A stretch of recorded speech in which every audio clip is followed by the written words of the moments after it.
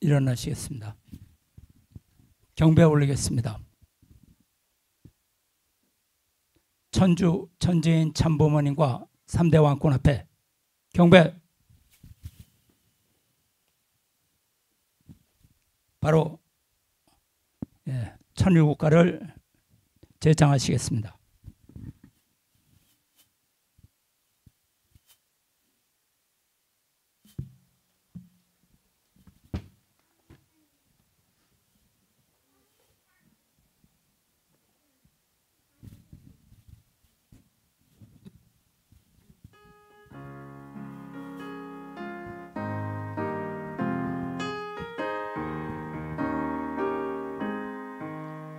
저 멀리 비춰주는 영광의 광채 힘차게 소생하라 자유의 생명 이강산 저골까지 깨어 일어나 소생의 그 광채를 길이 빛내리 소생의 그 광채를 길이 빛내리 불러서 찾으려는 영광의 존재 위대한 그 모습은 천주를 품고 그 생명이 어디 있는가 찾으시는 그 모습을 어이모시리 찾으시는 그 모습을 어이모시리 사망에서 깨어난 내 한 존재가 깨워준 그 자체에 풍겨안길 때 영원한 그 사랑과 위로의 소리 길이길이 즐기며 영광 누리라 길이길이 즐기며 영광 누리라 영광에 안긴 것도 그의 은사요 사랑에 지게함도 그의 은사니 높이고 또 높여서 갚으려 하나 부족함에 이 마음 어이 금하리 부족함에 이 마음 어이 금하리.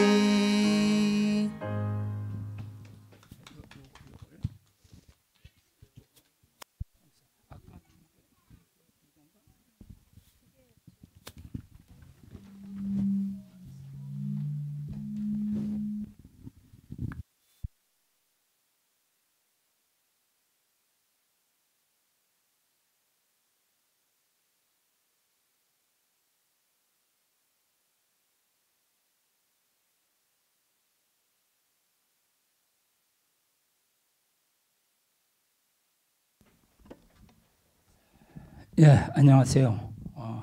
오늘 제가 말씀드리려는 제목은 직접 주관권 시대라는 제목 가지고 말씀드리겠습니다.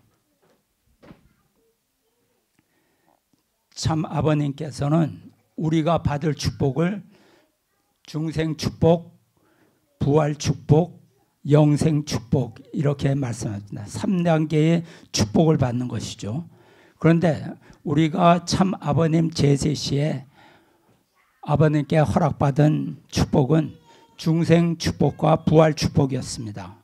그리고 마지막 영생 축복은 기원절에 참 부모님으로부터 받게 예정되어 있었습니다. 그러나 한 시어머니가 참 아버님을 배신함으로 참 부모님의 완성 축복식이 불가능하게 되었습니다.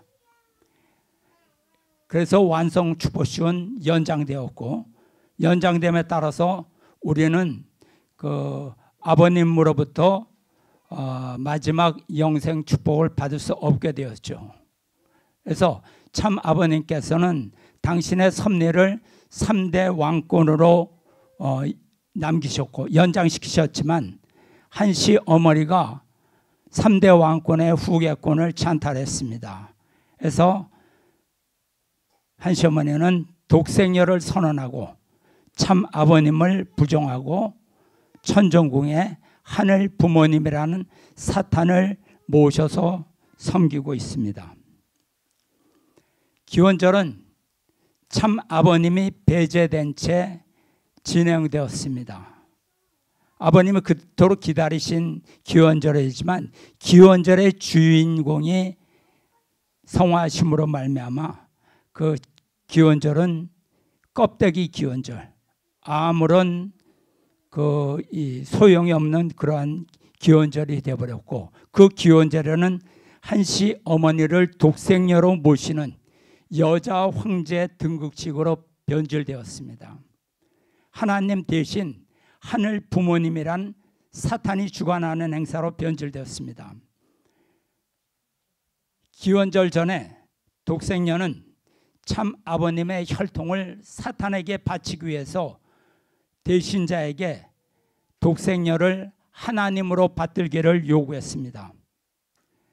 자신을 하나님 그리고 독생녀로 모시면 모든 권력과 부귀 영화를 주겠다고 대신자에게 유혹했습니다. 그러나 복귀된 가인 아벨은 참 아버님을 배신하지 않고 독생녀의 요구를 거절했죠. 여기에 이제 분노한 한 시어머니는 가인과 아벨을 천정궁에서 쫓아내었습니다. 이 같은 상황에서 참 아버님의 성령이 가인과 아벨 그리고 3대 왕권을 광야로 인도하셨습니다. 3대 왕권이 천정궁을 떠나서 광야로 분립함으로 인해서 참 아버님의 섭리를 지킬 수가 있었습니다. 그렇기 때문에 사탄은 가정연합의 물질적 기반에는 침범할 수 있었고, 가정연합의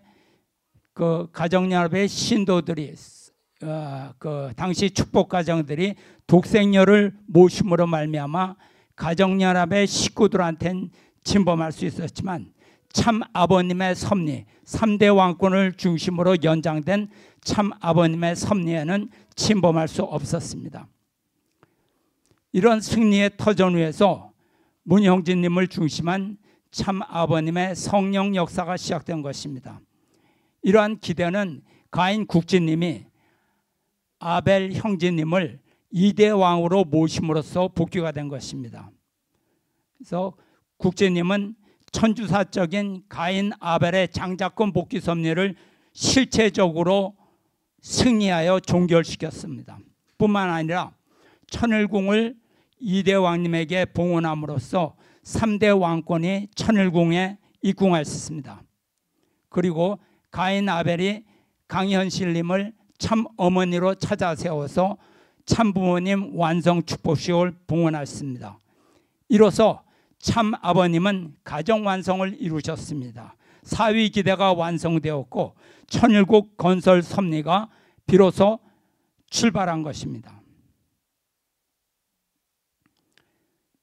그 후에 천일국의 2대 왕님은 참 아버님의 고난권으로 돌아온 가정에게 성령의 은총을 베푸셨습니다. 종족왕 대관식을 통해서 참 아버님의 영원한 자녀로 등록되는 영생 축복식에 참여하게 되었습니다. 이렇게 3대 왕권을 모시는 종족왕들은 참 아버님의 성령의 은혜를 입을 수 있게 된 것입니다. 이후 3대 왕권을 모시는 축복 가정에게 참 아버님의 놀라운 성령 역사가 일어나고 있습니다. 이미 참 아버님의 성령과 사랑, 은혜, 은총을 경험한 가정들이 많이 나타나고 있습니다. 그리고 우리는 하늘편 황족으로서 만왕의 왕을 모시는 종족 왕과 왕비로서 왕관을 허락받았습니다. 참 아버님의 성령 역사는 3대 왕권을 중심으로 모시는 가정을 통해서 일어나게 되는 것입니다. 예수님의 당시에는 개인을 중심으로 성령이 임하여 제자들과 성도들을 이끌어 가셨습니다. 그러나 천상의 참 아버님의 성령은 3대 왕권을 통해서 종족 왕과 왕비에게 나타나시는 것입니다. 종족 왕과 왕비 가정들이 사탄의 주관권을 벗어나서 참 아버님의 성령을 받아서 생활하는 그러한 시대입니다. 이제는 하나님의 주관권 안에서 참 부모님의 말씀을 직접 받고 자녀로서 생활하라는 그런 말씀입니다. 그리고 천사를 포함한 만물을 중화하는 축복의 말씀을 이루는 시대에 들어왔다는 뜻입니다. 참 아버님의 자녀란 어떤 것이냐? 그 위치는 참 아버님과 직접 통하는 관계입니다. 따라서 우리는 매일의 생활 속에서 참 아버님의 말씀을 직접 받고 실천하도록 노력해야 합니다. 이것이 바로 훈독 생활이죠. 그리고 훈독 생활을 통해서 우리는 모심의 생활을 할 수 있는 것입니다. 종족 왕과 왕비 가정은 참 아버님의 말씀과 이대 왕님의 말씀을 중심으로 생활해야 됩니다. 그러나 우리 주위에는 우리로부터 우리가 말씀을 직접 받지 못하게 하고 우리를 주관하려는 그러한 세력들이 있습니다. 자기가 참 아버님의 말씀을 대신 받아서 너희들을 잘 인도해 줄 것이니 자기를 통해서 말씀을 배우라는 것입니다. 이런 사람들이 우리의 내부에 있는 것이죠. 사실 외부의 적들은 눈에 쉽게 보여서 우리가 쉽게 경계를 할 수 있지만 내부의 적들은 분별이 쉽지 않습니다. 왜냐하면 그들은 항상 우리와 함께 있고 모범된 신앙자로 비춰지기 때문에 많은 사람들이 신뢰하고 있습니다. 그래서 일부 영통인이나 지도자들이 참 아버님의 위치를 대신해서 종족왕을 주관하려고 합니다. 이것은 우리가 하나님의 자녀로서 하나님께 직행하는 길을 혼란스럽게 만드는 그러한 결과가 됩니다. 그들은 그럴듯한 유혹으로 종족왕들의 직행하는 그러한 길을 막고 자신의 울타리 속에 가두려고 합니다. 여러분, 제 말을 오해하지 말기를 바랍니다. 제가 드리는 말씀은 누가 주장하는 그 내용이 원리적이냐 비원리적이냐 이런 문제가 아닙니다. 이 문제는 누구가 주장하는 그러한 내용이 은혜가 있느냐 없느냐의 문제가 아니에요. 그렇게 생각하는 사람 좀 있습니다. 우리는 완성된 인격을 가지고 있지 않습니다. 따라서 비원리적인 생각을 할 수도 있습니다. 은혜가 없는 말과 행동도 할 수가 있습니다. 그렇지만 우리가 참 부모님과 3대 왕권의 주관권 안에 있다면 그것은 크게 문제가 될 거 없습니다. 후에 깨닫고 고치면 되는 것입니다.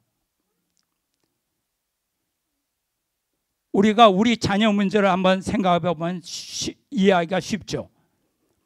자녀는 실수할 수가 있잖아요. 그러나 부모를 떠나서 다른 사람의 유혹을 따라간다면 문제가 심각해지죠. 그가 옳은 소리를 한다 그래서 그를 따라간다, 부모를 떠나서 그를 따라간다, 이러면 이게 심각한 문제입니다. 뭐가 문제냐? 그러한 것은 구조 자체에 문제가 있다는 것입니다. 원리적인 질서를 지키지 않는다는 것이죠. 종족 왕과 왕비가 참 아버님과 3대 왕권의 말씀보다 인간의 가르침을 자기 중심에 둔다는 거죠. 이것이 문제라는 것입니다. 종족 왕과 왕비는 참 아버님의 말씀을 직접 받고 하나님의 주관권 안에서 생활해야 합니다.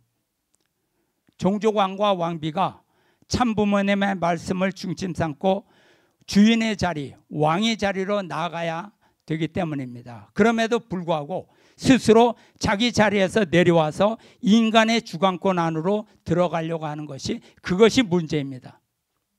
여러분, 타락이 무엇입니까? 하나님의 자녀가 하나님의 직접 주관권을 떠나서 다른 존재의 주관을 받은 것입니다. 이것이 타락입니다.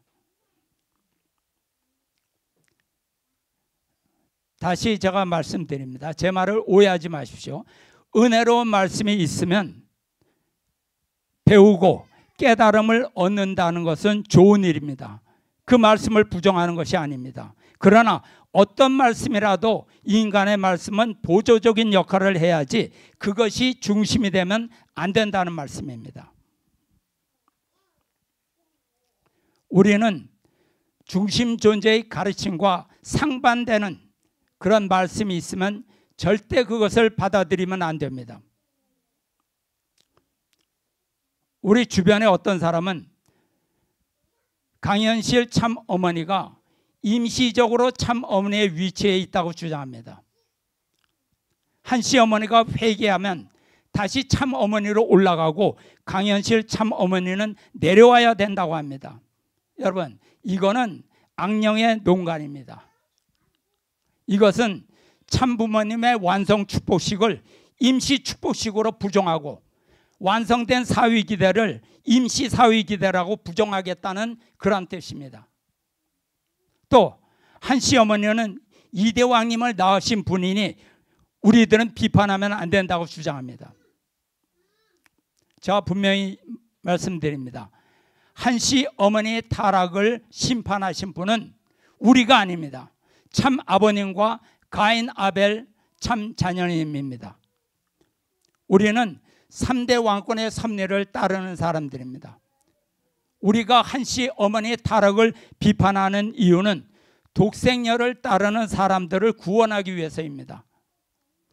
이와 같이 악령은 항상 정면으로 나서지 않고 은밀히 뒤에서 감정을 앞세워서 사람들을 유혹합니다. 이런 주장은 3대 왕권의 정통성을 부정하는 것이죠. 저는 사실 이들이 성전 소속이라고 생각하지 않습니다. 이것은 악령의 장난이 아니면 가정연합이 몰래 심어놓은 사람이겠죠. 그들은 3대 왕권이 분립하여 승리하신 광야 섭리를 부정하고 독생녀를 옹호하는 집단입니다. 참 아버님과 3대 왕권의 완성된 섭리를 임시적으로 땜질한 섭리로 부정하려는 사탄의 농간입니다. 성경에서는 이와 같은 사람을 가라지라고 했습니다. 밭에 씨를 뿌려 놓았는데 종들이 보니까 거기에 가라지가 자라고 있어요. 그 틈새. 그러니까 주인에게 보고합니다. 이 밭에 가라지가 있는 것이 이게 어쩐 일입니까? 저희들이 이걸 가라지를 뽑아버릴까요? 그러니까 주인이 그대로 두어라. 밤새 그 원수가 와서 이것을 뿌려 놓았구나. 그렇지만 이것을 뽑아내면 좋은 그 우리가 뿌려 놓은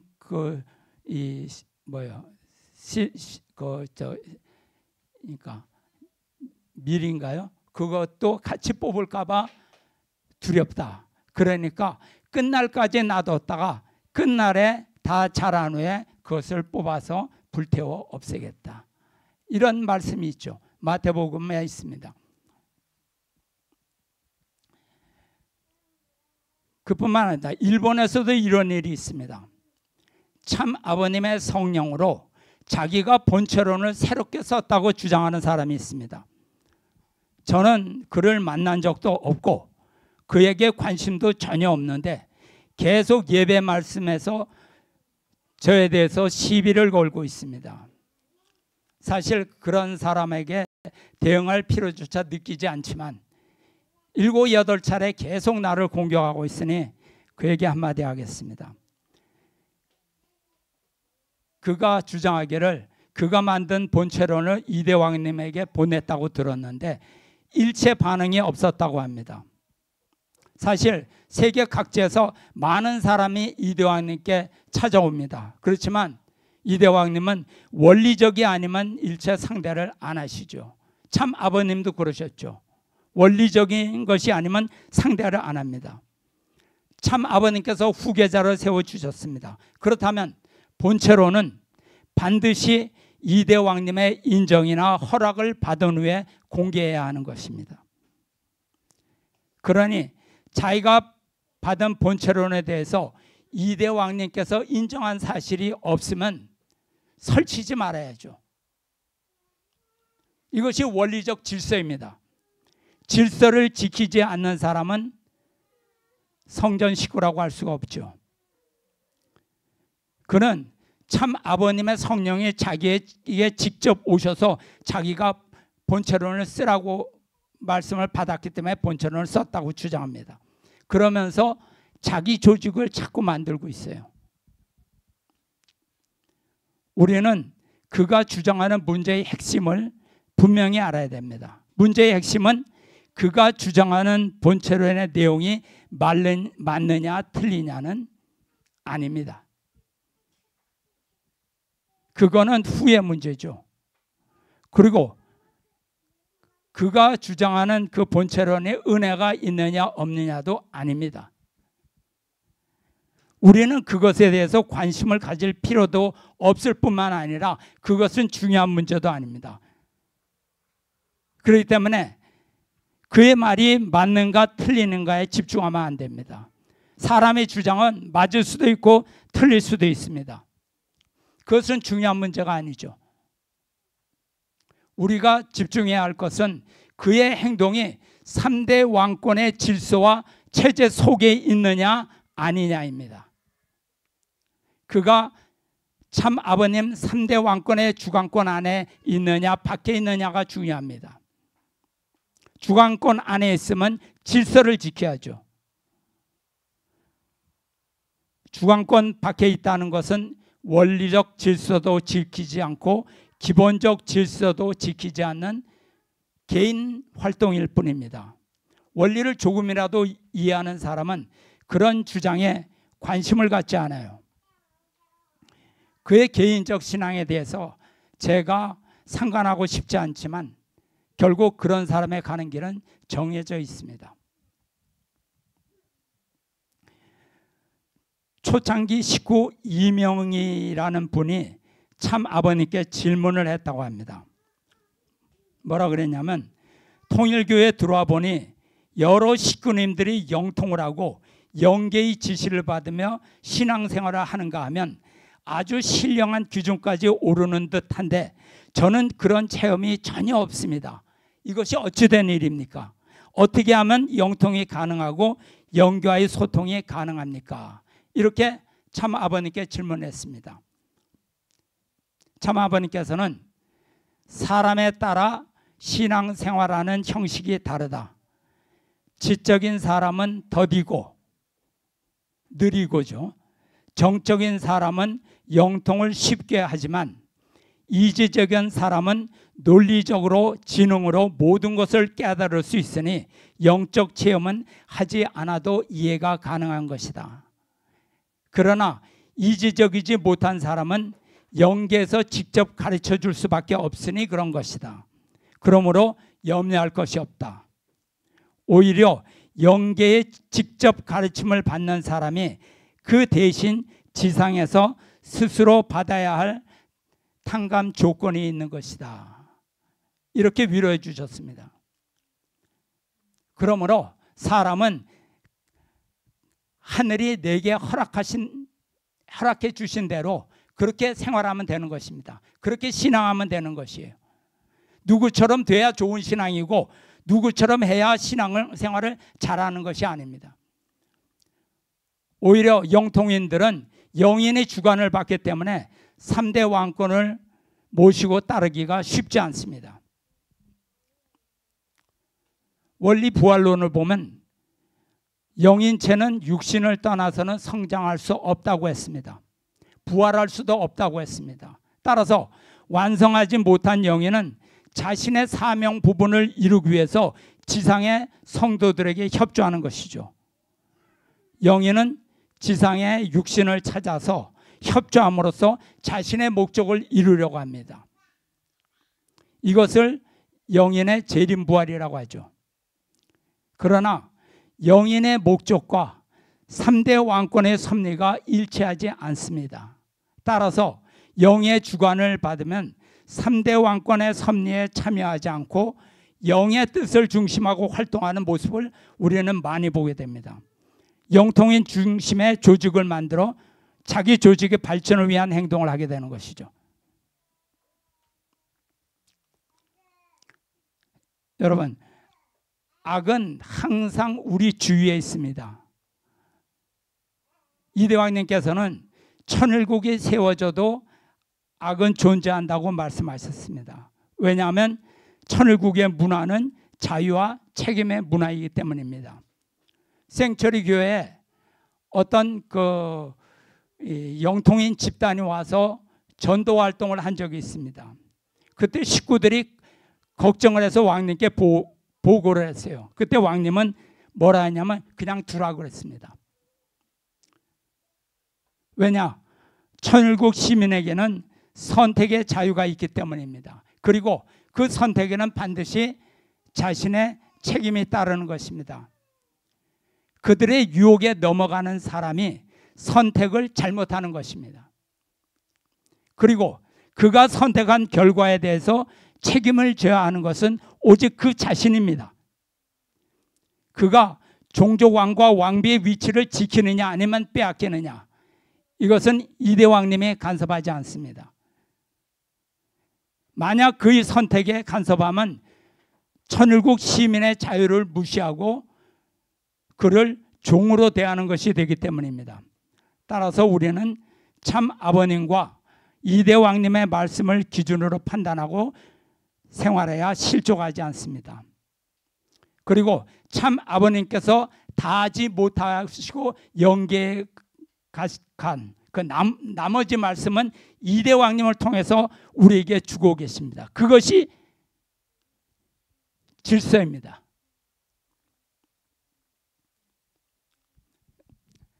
하나님께서는 아담 해와의 타락 가능성을 알고 계셨지만 타락 행위를 간섭하지 않으셨어요.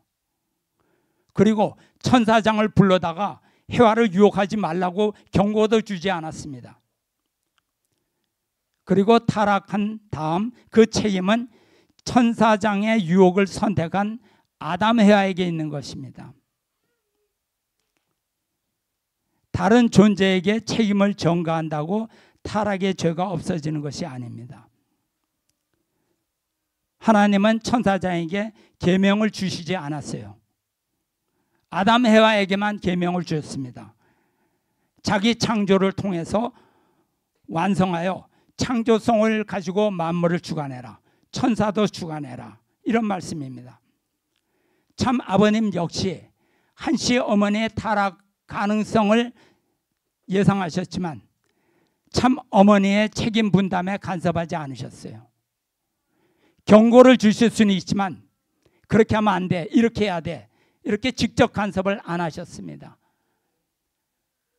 한시 어머니의 인간 책임 분담을 간섭하면 참 어머님의 완성으로 가는 길을 막기 때문입니다. 이런 과정에서 한시 어머니는 자유를 잘못 선택했죠. 잘못 사용했죠. 참 아버님의 경고를 무시하고 주관권을 떠났습니다. 결국 한 시어머니는 누시엘의 유혹을 선택하고 그와 하나 됨으로써 참 어머니의 위치를 떠났습니다. 그리고 지금은 심판을 받고 있습니다. 이것이 원리예요. 그러므로 완성으로 가느냐 타락으로 가느냐는 이것은 오로지 자신의 선택입니다. 하나님이 막아주지 않으세요. 그렇기 때문에 우리는 참 아버님의 훈독 말씀과 이대 왕님의 가르침을 떠나면 안 됩니다. 아무리 은혜로운 말씀이라 하더라도 훈독 말씀보다 사람의 말씀을 중심으로 삼으면 비원리가 됩니다. 하나님과 인간 사회에 천사장이 들어오도록 허락하여 그의 말을 중심하고 따른 것이 참 아버님과 3대 왕권의 말씀을 중심 삼고 자유의지로 완성의 길을 가야 합니다. 참 아버님께서는 이미 책으로 1500여 권에 이르는 많은 말씀을 우리에게 주셨습니다. 그리고 우리에게는 성경 말씀도 있어요. 또 그 이대 왕님께서도 많은 말씀을 주셨어요. 참 아버님께서는 훈독을 생활하는 가정에는 사탄이 절대로 침범하지 못한다고 말씀하셨어요. 우리가 평생 훈독해도 1500여 권이 넘는 그런 말씀을 그거 다 배울 수 없을 정도로 시간이 부족한데 왜 인간의 말씀을 중심으로 두려고 하나요?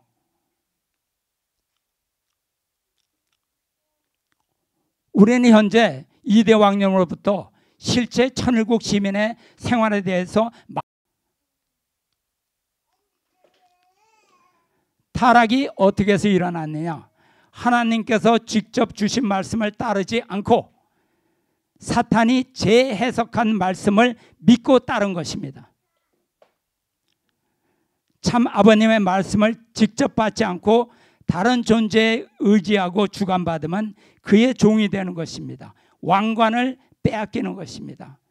아무리 은혜롭고 옳은 말씀이라고 생각되더라도 인간의 말이 하늘의 말씀보다 앞에 두면 안 됩니다. 그 틈 사이로 사탄이 침범하는 것입니다.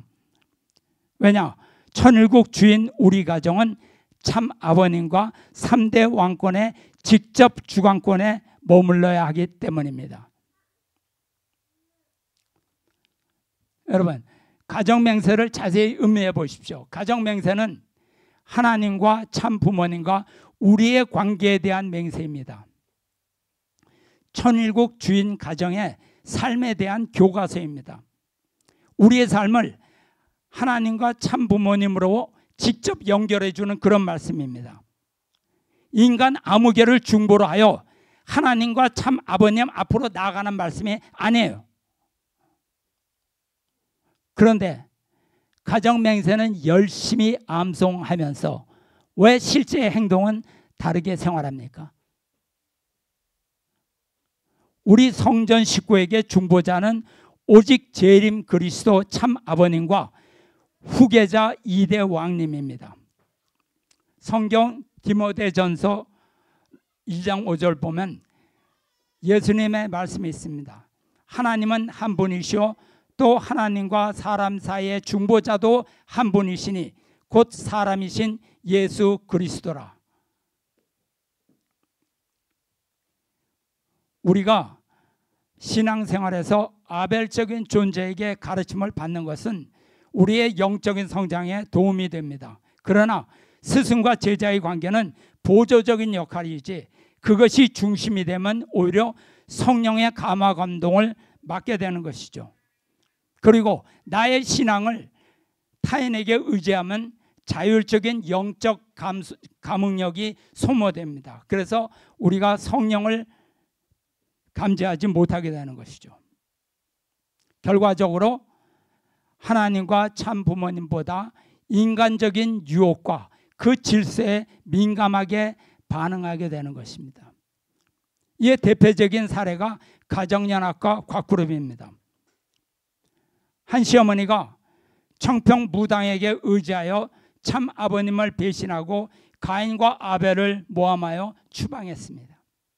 곽그룹도 참 아버님의 뜻보다 자기 지도자의 권위나 조직의 질서를 더 중요시하다가 반란을 일으켰어요.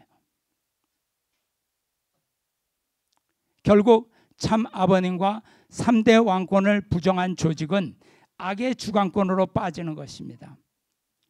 이것은 2대 왕님의 완성된 중보자 사역을 부정하고 다른 존재로 대체하는 그러한 오류에 빠지는 것이죠. 예수님은 그 당시 유대교 지도자들에게 의한 수직적 위계 질서를 강하게 비판하셨습니다. 마태복음에 보면 너희는 랍비라 칭함을 받지 말라. 너희 선생은 하나요 너희는 다 형제니라.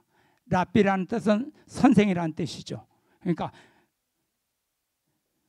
오직 선생은 하나요 너희들은 다 형제다. 이런 말씀하셨어요. 이 말씀은 모든 성도는 평등하며 예수님 한 분만이 참된 권위와 가르침의 근원이라는 말씀입니다. 그리고 십자가상에서 예수님이 돌아가시는 그 순간 성전의 휘장이 위에서 아래로 찢어졌다고 성경에 기록되어 있습니다. 이것은 지성소와 성소 사이에 가려졌던 벽이 무너졌다는 것을 의미하는 것이죠. 즉 성도들이 하나님께 직접 나아갈 수 있는 길이 열렸다는 것이죠.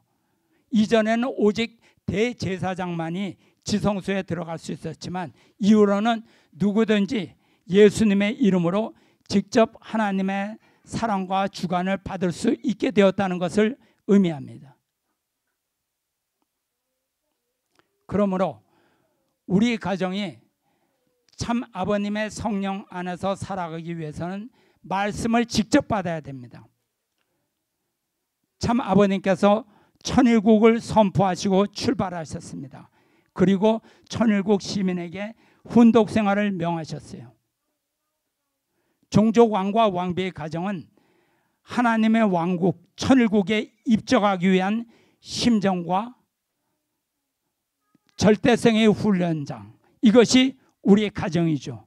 따라서 우리가 3대 왕권을 모시는 가정이 되면 참 아버님의 직접 주관권 안에 있는 것입니다. 다른 사람을 섬긴다. 그러면 그는 사탄의 주관권이에요.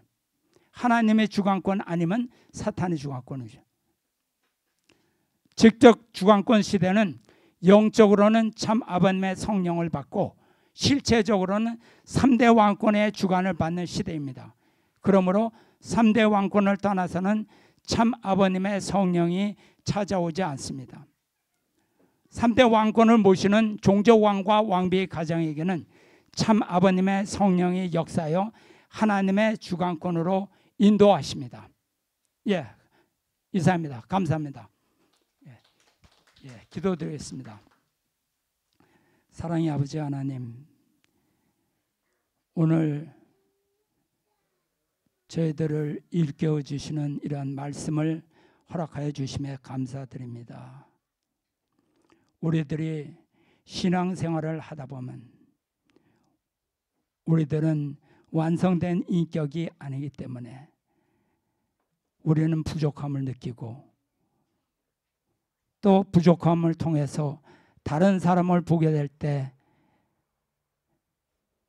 존경과 그에게 기대고 싶은 그런 마음이 우리들에게 많이 일어나고 있습니다. 그렇지만 우리가 참 아버님께서 주신 훈독 말씀과 또 천일국 이대 왕님의 주신 우리 천일국 실제 시민의 생활에 관한 그러한 말씀을 저희들이 잘 받아서 그 말씀을 중심으로 저희들이 배우고 익혀서 참 부모님과 3대 왕권을 모시고 따르는 우리 성전 식구들이 되어지길 바랍니다.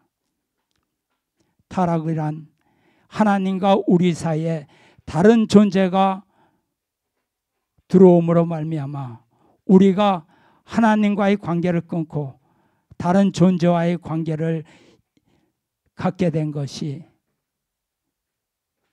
하나님을 떠난 결과가 되었고 우리는 타락하게 되었습니다. 이제 저희들이 참 아버님께서 오셔서 모든 것을 재림 그리스도의 모든 사명을 완성 완결 완료하셨으니 또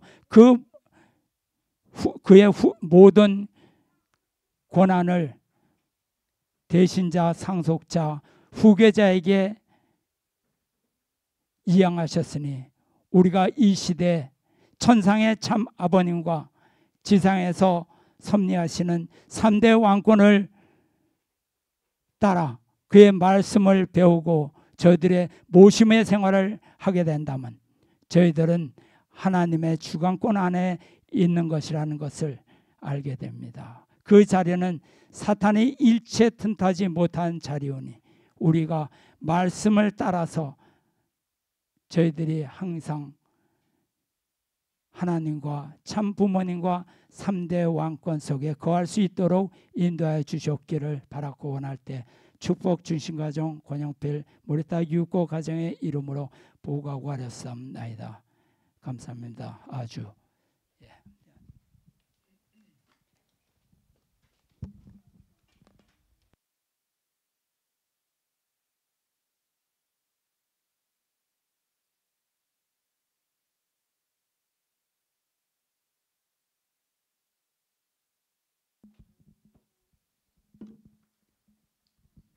네, 식구님 여러분 안녕하십니까? 수요 찬양 예배 오신 것을 환영합니다.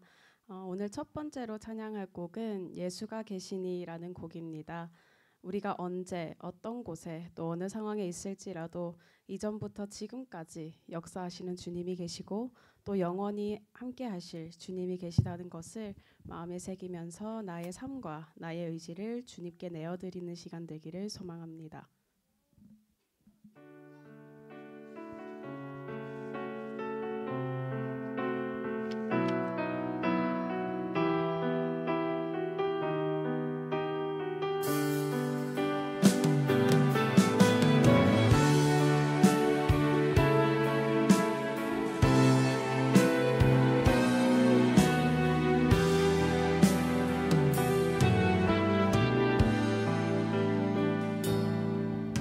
주의 일하심이 멈춘 것 같아도 지금도 역사하시는 예수가 계시니 내 뜻과 생각을 의지하지 않고 주의 뜻을 기다리네. 다시 고백할까요? 주의 일하심이 멈춘 것 같아도 지금도 역사하시는 예수가 계시니 내 뜻과 생각을 의지하지 않고 주의 뜻을 기다리네.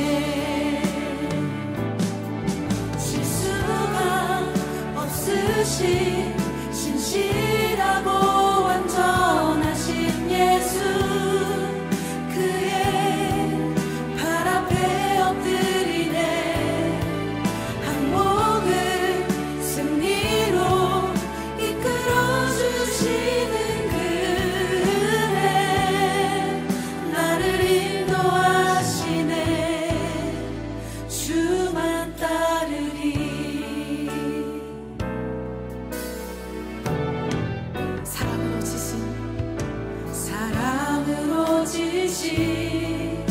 십자가를 주사 영원히 함께 하시는 예수가 계시니 믿음의 눈으로 주를 바라보고 주께 승복하네. 다시 고백할까요? 사랑으로 지신 십자가를 주사 영원히 함께 하시는 예수가 계시니 믿음의 눈으로 주를 바라보고 주께 순복하네. 실수가 없으신 신실하고 완전하신 예수, 그의 발 앞에 엎드리네. 항복을 승리로 이끌어 주시는 그네, 나를 인도하시네. 실수가 없으신 신실하고 완전하신 예수, 그의 발 앞에 엎드리네. 항복을 승리로 이끌어 주시는 그네, 나를 인도하시네.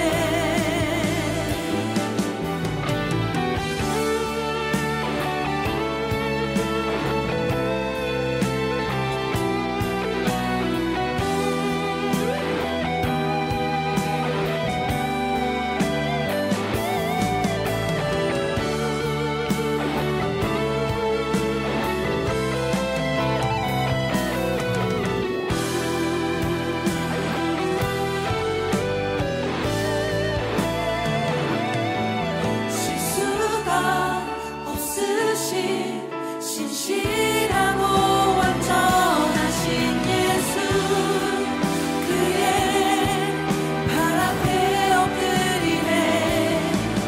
항복을 승리로 이끌어 주시는 그네, 나를 인도하시네. 실수가 없으신 신실하고 완전하신 예수, 그의 발 앞에 엎드리네. 항복을 승리로 이끌어 주시는 그네, 나를 인도하시네. 주만 따르리.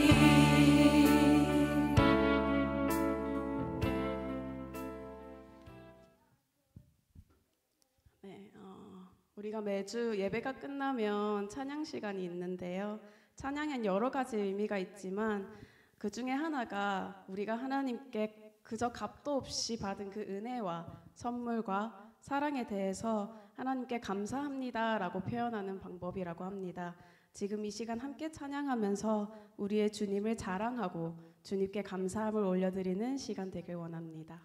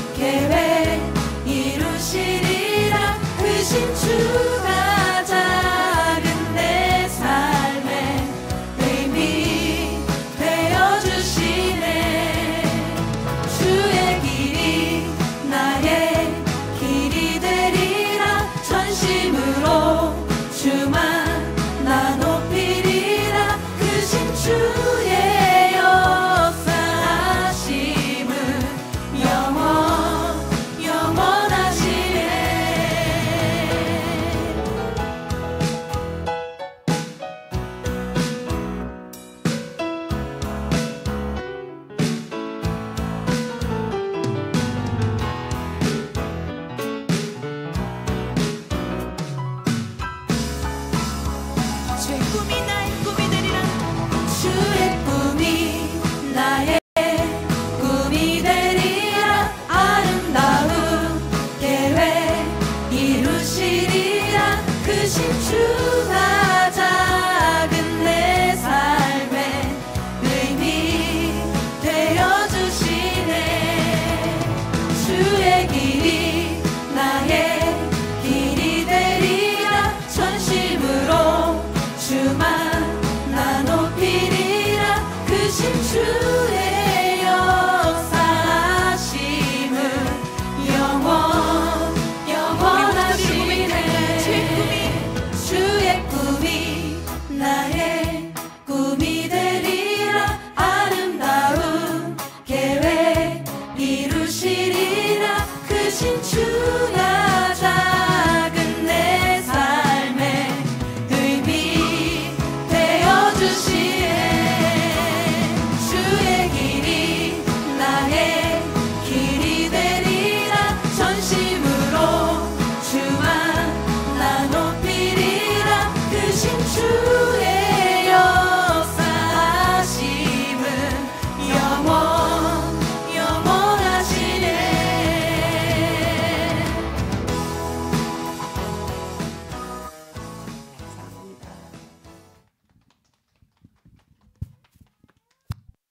예, 같이 오신 분 서로 안아주시고 이웃과 정답게 인사합시다.